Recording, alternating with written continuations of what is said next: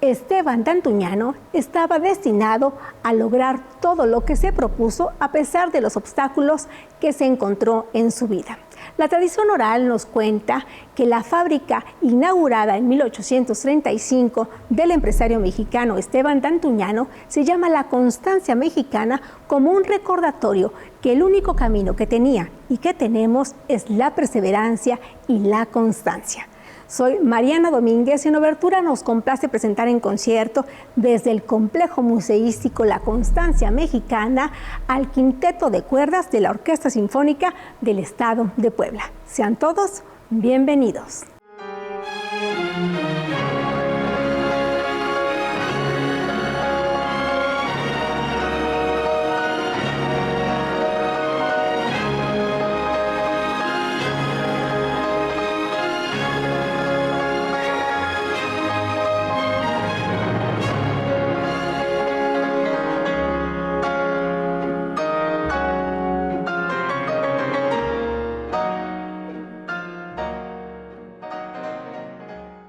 Es un gusto recibir en entrevista a la maestra Argelia Barajas, violinista.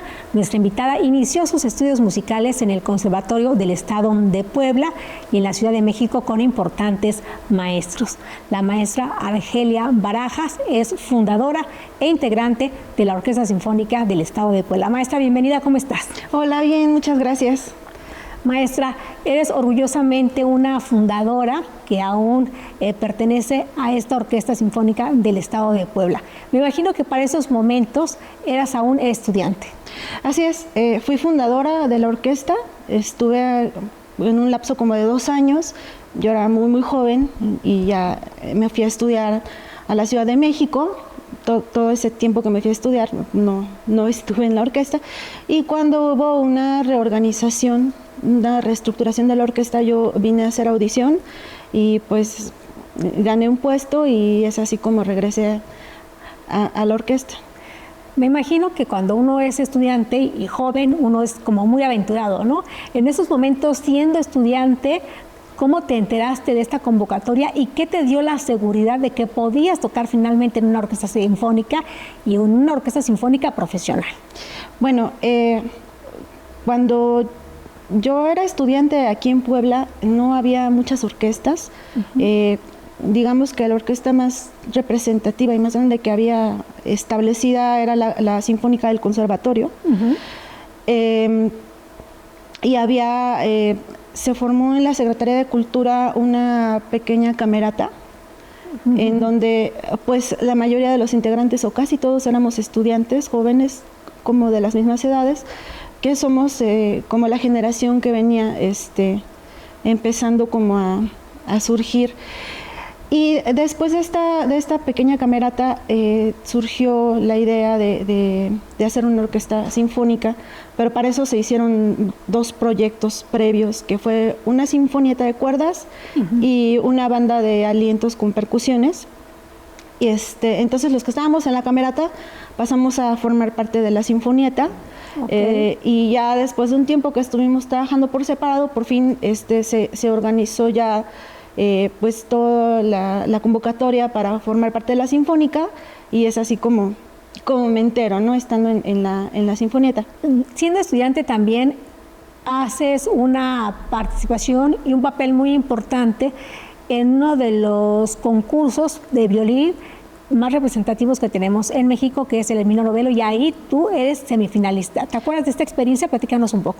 Sí, para esa época yo ya estaba estudiando en la Escuela Nacional de Música, que ahora se llama Facultad de Música, y el concurso Emilio Novelo no se hacía cada año, pero cuando yo era estudiante se empezó a hacer como más regular, y como que iba cambiando de sede, y en esa época la sede fue mi escuela.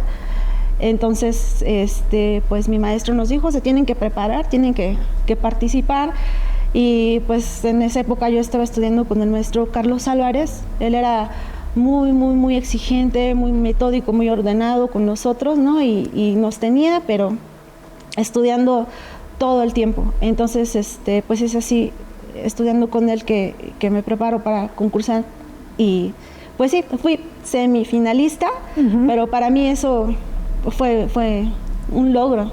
Claro. Un logro. Y has tomado finalmente muchas clases con diferentes maestros, pero no solamente con las personas que tienen que ver con tu instrumento. Me sorprendió mucho que tomaste clases, por ejemplo, con este gran contrabajista. Es una figura importantísima en diferentes partes del mundo, por supuesto en México, pero algunos pensarían que solamente los contrabajistas pueden tomar clases con él, o pudieron tomar clases con él. Sí, bueno, cuando se hacen los festivales de música de cámara, los cursos, pues están principalmente dirigidos a estudiantes. Tú te postulas para los festivales que hay, y si ganas esa postulación, te integras al festival como alumno.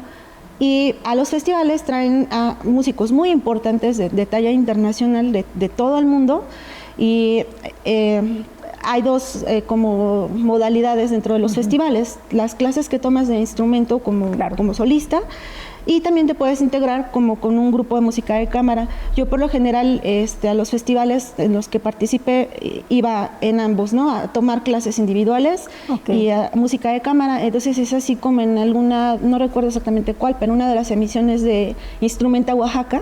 Ay, qué padrísimo, sí. Es que viene Estefano Escodanibio, y entonces con él tomamos como un taller, ¿no?, de música contemporánea y de música nueva, y muy interesante. Él junto con Shepard, violinista inglés, muy buenos.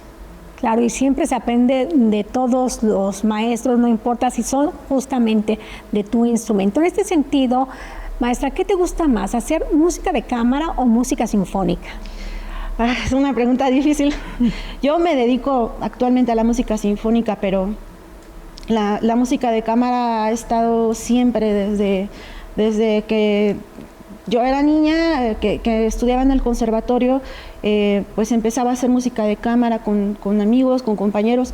Al principio solo con piano, ya después con piano y con flauta. Y cuando me voy a estudiar a la Ciudad de México, hay una materia que se llama conjuntos instrumentales, y es en donde empiezas a hacer ya más grupos de música de cámara, con cuartetos, con clavecín, música antigua, y te empiezas como a adentrar en todo esto. Entonces hay un proyecto que se hace en la Escuela Superior de Música, de fundar una orquesta de cámara. Inicialmente a mí me dicen que es para hacer música barroca. Yo estoy muy interesada en la música barroca, entonces entro al grupo y resulta que nos empezamos a dedicar a hacer música nueva y a estrenar y estrenar y estrenar y estrenar obras, ¿no? Y pasa el tiempo y yo así como que, ¿y la música barroca? Entonces es así como me adentro también en la música contemporánea y en los grupos de música de cámara. Ya después también hacemos algo de barroco, algo de contemporáneo. Cuando estudiaba aquí en Puebla, hubo hace muchos años una pequeña orquesta de cámara en la ciudad de Tlaxcala, bueno, en el estado.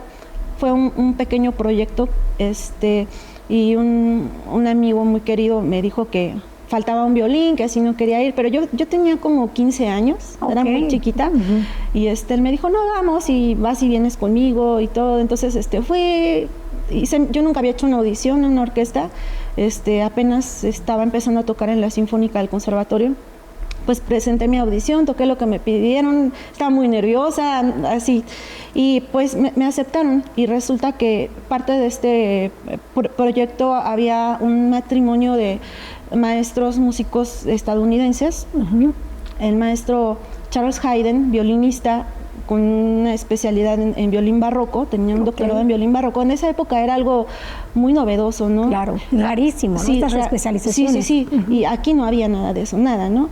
Y su esposa era violista y organista, ¿no? Entonces, pues ellos eran como parte de la dirección de la orquesta de cámara, y aprendí muchísimo, muchísimo con ellos. Fue así como mis inicios realmente ya como serios con la música de cámara. Ya después en México con esta orquesta que hacíamos estrenos y grabaciones, y eso también me lleva a integrarme a la Orquesta de Cámara de Morelos, que también fue un proyecto que hubo.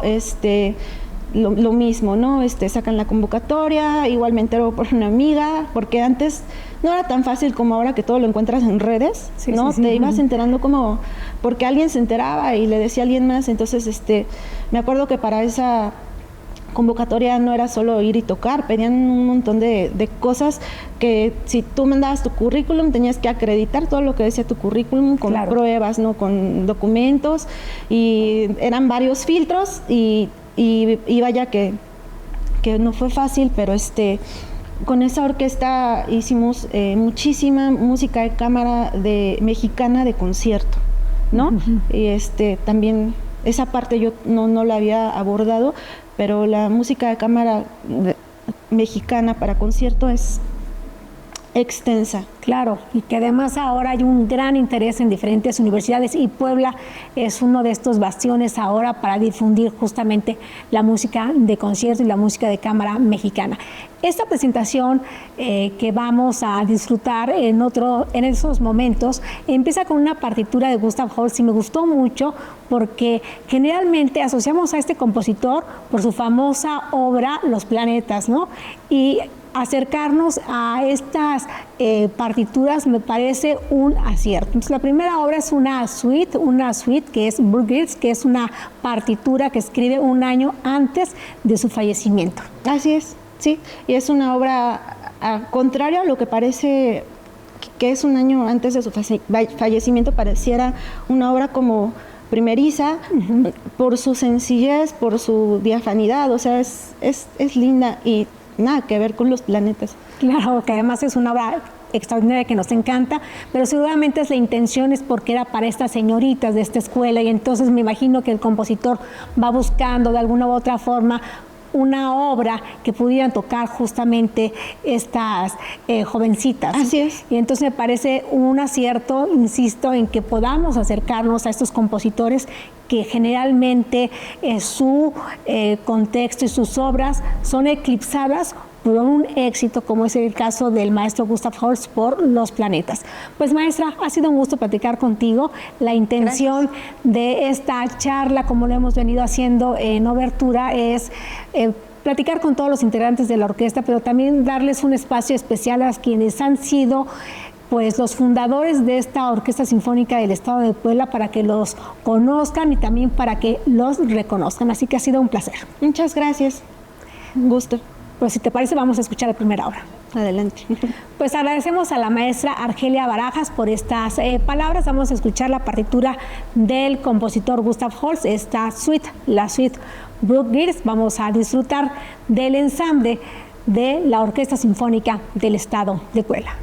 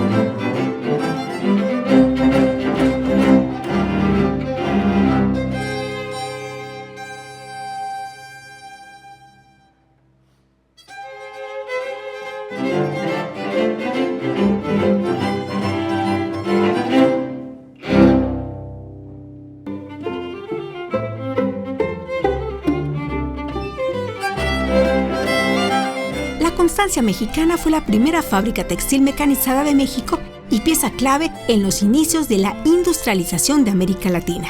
La fábrica se concibió con el objetivo de industrializar México siguiendo modelos europeos. El proyecto, que estuvo liderado por Esteban D'Antuñano, un empresario veracruzano, y por su socio Gumersindo Sabiñón, es un testimonio del esfuerzo por modernizar el país. La Constancia Mexicana tuvo que superar enormes obstáculos logísticos para importar maquinaria de Estados Unidos. Su dedicación fue tal que Esteban D'Antuñano llamó a esta fábrica la Constancia Mexicana. Empezando operaciones en 1835, se aprovechó la fuerza hidráulica del río Atoyac para mover sus turbinas y telares, una innovación tecnológica para la época en la región, produciendo a gran escala hilos, telas de algodón, mantas y franelas. Su éxito sirvió como modelo para el establecimiento de otras fábricas a lo largo de los ríos de Puebla, marcando el inicio de la moderna industria textil del país y contribuyendo significativamente al desarrollo económico y social de la región. La fábrica operó por 153 años.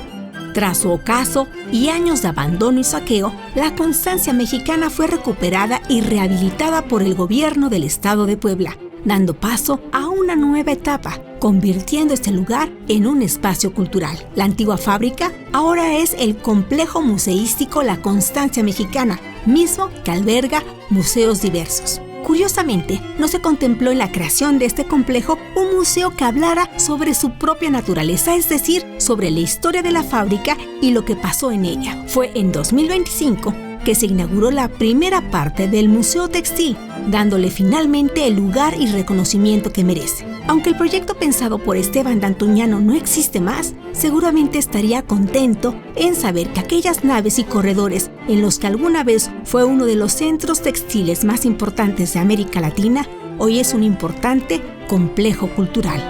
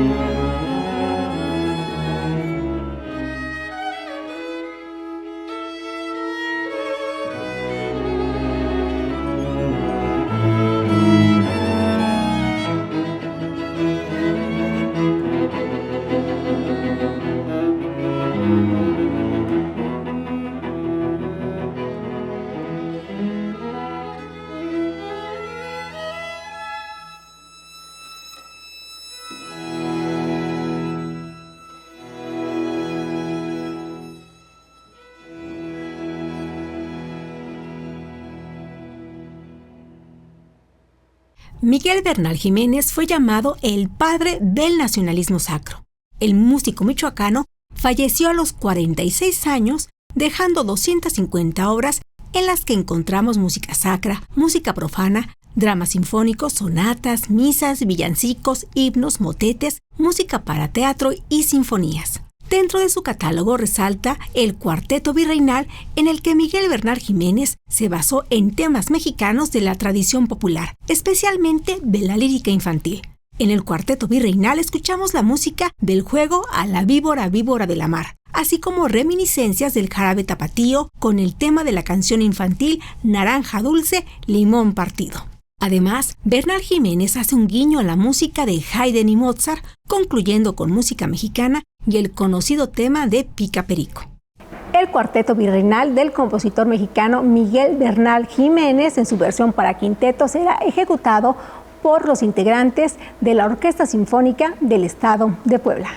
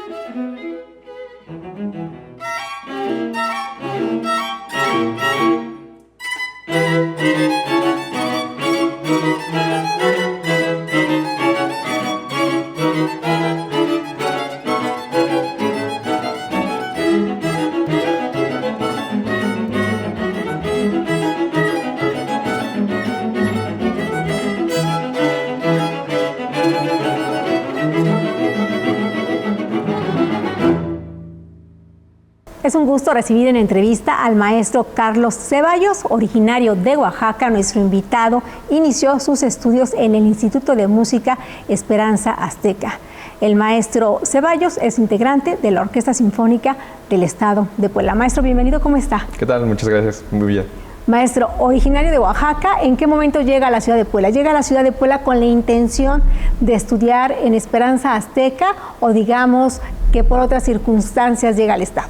Ok, Yo a la edad de 18 años, yo participaba desde los 15 en el proyecto de Esperanza Azteca en la sede de Oaxaca. Ah, qué bien. Ahí tuve maestros que pues me fueron inculcando como que esta pasión por la música y la cual pues la quise hacer como mi profesión, ¿no? Al estar en Oaxaca, el director del sistema de Esperanza Azteca me comenta que tienen aquí la posibilidad de hacer estudios profesionales dentro del mismo sistema. Y fue cuando me platicaron, vine aquí a Puebla, me gustó la ciudad, me gustó la escuela y pues yo decidí venir aquí a hacer mis estudios profesionales. Maestro, generalmente quienes son violistas, de manera natural su primer instrumento es el violín. ¿Así pasó con usted y después se enamoró de la viola o desde el principio decidió por la viola? Pues es diferente porque mis papás eran de la mentalidad de que para no quedarme haciendo nada en mi casa, a la edad de 7 años yo empecé en clases de música, en flauta, guitarra y todo eso. Pero antes de tomar la viola, yo tomaba clases en la Casa de Cultura de Oaxaca, tomaba violonchelo. Ah, qué bien. Entonces era chelista en ese entonces, como a los 12 años. Y ya conforme fueron pasando los años, tomé clases de piano y el esposo de mi maestra de piano era maestro de violín en Esperanza Azteca. Cuando yo fui a hacer la audición, me dijeron, no, pues es que ya no hay violín y pues ahora te toca la viola. Entonces la maestra me dijo, a ver, póntela, me la puse y dijo, sí te queda, tú pasas a viola. Claro, porque además hay de medidas, ¿no? Sí. O sea, hay violas que para nuestro auditorio que son más grandes que los violines, pero además estas tienen sus tamaños, ¿no? Sí. Entonces, esto implica también una complejidad, porque podríamos pensar, los violinistas o los violistas, pues no es tan complejo, pero es estar en contra de la gravedad, entonces el peso también al final de los años hace sus estragos, ¿no? Sí, pues ahora sí que va dependiendo de la complexión de la persona que vaya a ser violista y pues ya va escogiendo como que el instrumento que más le acomode, tanto de medida, peso y todo eso, ¿no? Maestro, usted llega a la Orquesta Sinfónica del Estado de Puebla por una audición.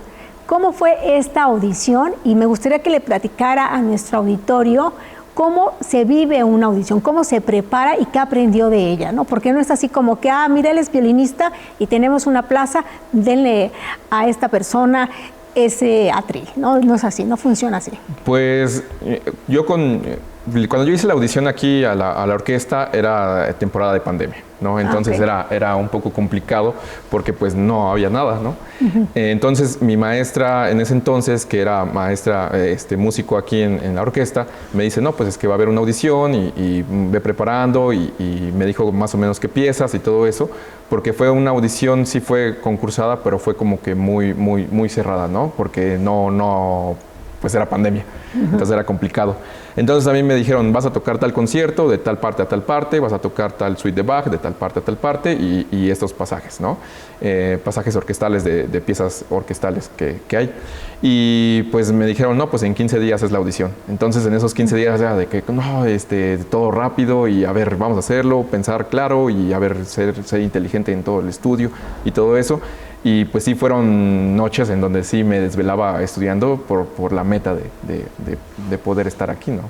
Era una meta que yo tenía, ya que pues varios maestros que están ahorita aquí como músicos, pues fueron mis maestros en el instituto, en Esperanza Azteca. Claro. Entonces ahorita tocar con ellos, pues sí es como que un privilegio y un halago para mí, pues el poder tocar con ellos y ser compañeros ahorita, ¿no? Que además se nota aquí el avance, ¿no? Sí. Digamos que ya somos pares. Sí, no. Pero pues más que nada, pues el empeño que ellos pusieron, porque cada uno, yo aprendí mucho de cada uno de los maestros y pues es como que la enseñanza que ellos me dieron, pues se ve reflejada en ahorita, pues el compartir con ellos, ¿no? Claro. Maestro, me gustaría que pudiera platicar con nuestro auditorio sobre su instrumento, que es un instrumento muy bonito y que es muy importante dentro de la música de cámara y también evidentemente dentro de la música sinfónica, ¿no? Y entonces vemos ahí a unos instrumentos que se parecen al violín, que son un poco más grandes, pero que no entendemos cuál es la función de una viola dentro de la orquesta. Porque además yo digo que siempre los violistas y la viola es como los amigos, ¿no? Como que no son, sí, como la parte media, ¿no? Como la viola es como la conciliadora, digamos así. Pero usted, platíquenos. Ok. Yo creo que la comparativa de que la viola es como un violín, pero más grande, sería como que al revés. O sea, el violín es una viola pero chiquita, ya que la viola fue de los primeros instrumentos que se crearon y entonces de ahí salieron todas las variantes y de ahí el violín es una variación de la viola. En el contexto de la orquesta yo creo que podría ser como un hermano mediano, porque es el que más o menos se iba con el grande, más o menos se iba con el chico y ahí está con todos, ¿no? El que concilia. Sí, es muy importante la viola en la orquesta, ya que da un color especial y su textura de tonos y todo eso, pues ayuda a que sea más como que esté más nutrida la música, ¿no? Da ciertos colores, a veces va con el violín, a veces va con el cello, a veces va con el contrabajo. Entonces como que se va metiendo entre el camino de todos los instrumentos y hace que sea como más rica la música. Con carácter, pero sin imponerse, ¿no? Pues hay momentos que son como que muy protagónicos con la viola y hay muchas obras que son complejas para la viola, ya que pues le dan un papel muy importante a ella, pero pues por lo regular siempre está como que entre todos, ¿no? Como que es el amigo de todos y va ahí.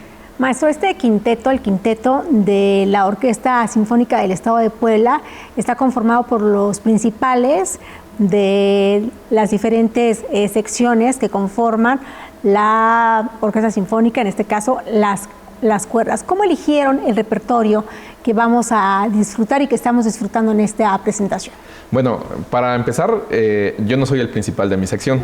Entonces, a mí el principal de mi sección de violas, yo hablé con él y él me dijo, yo confío en ti y yo creo que vas a hacer un buen trabajo en ese ensamble y fue el que me dio como que el voto de confianza para yo participar con estos maestros, ¿no? Y el repertorio, pues ahora sí, lo eligieron ellos y yo llegué y me dijeron, vas a tocar esta música y pues ya fue cuando yo dije, va, me metí a estudiar esto, ¿no? Claro, y el repertorio me parece que es un repertorio, como comentaba con la maestra Argelia, interesante porque digamos que es como un repertorio nutrido entre la música mexicana, la música inglesa y bueno, vamos a ir descubriendo a otros compositores en el transcurso y el desarrollo de esta presentación, ¿no? Lo que vamos a escuchar a continuación es la Suite Saint-Paul del compositor Gustav Holst. Sí. Es una pieza, todo el repertorio es como que muy bonito porque uno cuando está ahí tocando es muy divertido tanto tocar la pieza de la Suite Saint-Paul de Gustav Holst o las demás piezas porque es como que muy variado. Entonces no es como que vas a tocar la misma pieza y la otra se parece pero es tantito diferente, sino que es muy variado. Y esta Suite Saint-Paul para mí es muy bonito porque fue una de las piezas que yo toqué cuando estaba en Esperanza Azteca a los 15, 16 años, ¿no? Entonces ahorita tocarla ya, digamos, con un nivel un poquito más avanzado y con maestros como los que están aquí, pues es muy bonito y muy retador, ¿no? Porque ya la calidad es diferente. Claro.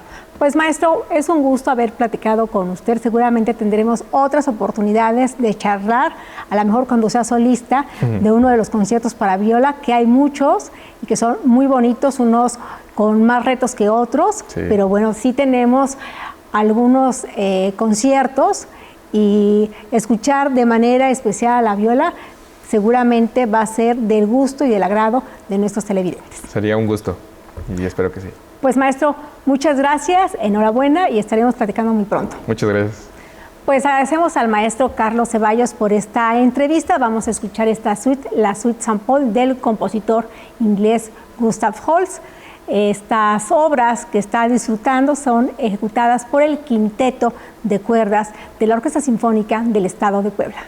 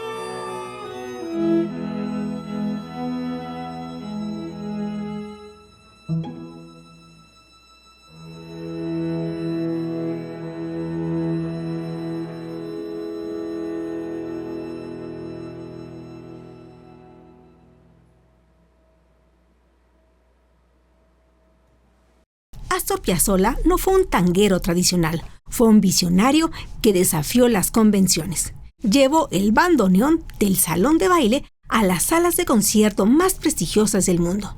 Su legado radica en haber elevado el tango a la categoría de música de cámara y sinfónica, asegurando su relevancia más allá del siglo XX. La música de Astor Piazzolla fue bautizada como tango nuevo. El compositor argentino fusionó la pasión y el ritmo del tango con la complejidad armónica y estructural de la música clásica y la improvisación del jazz. Esto le valió tanto la aclamación mundial como la crítica inicial de los puristas del tango. Compuesta en 1982, Oblivion es quizás su obra más popular y reconocible. El tema principal se interpreta usualmente por el bandoneón o el violín. Esta pieza es una expresión pura de nostalgia, soledad y quietud. La pieza ganó fama internacional cuando fue utilizada en la banda sonora de la película italiana Enrico IV en 1984. Desde entonces, Oblivion se ha convertido en un estándar interpretado por orquestas sinfónicas, tríos de jazz y solistas de todo el mundo. Oblivion de Astor Piazzolla será ejecutado por el Quinteto de Cuerdas de la Orquesta Sinfónica del Estado de Puebla.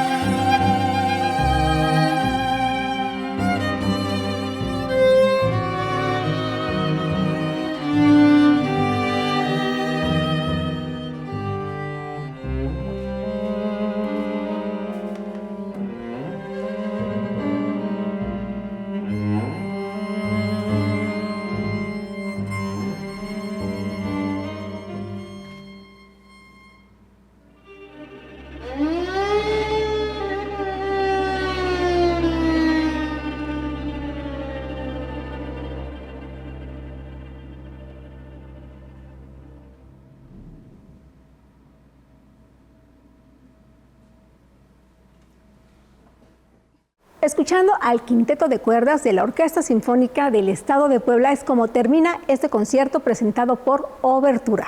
Soy Mariana Domínguez y les recuerdo que la música también se ve.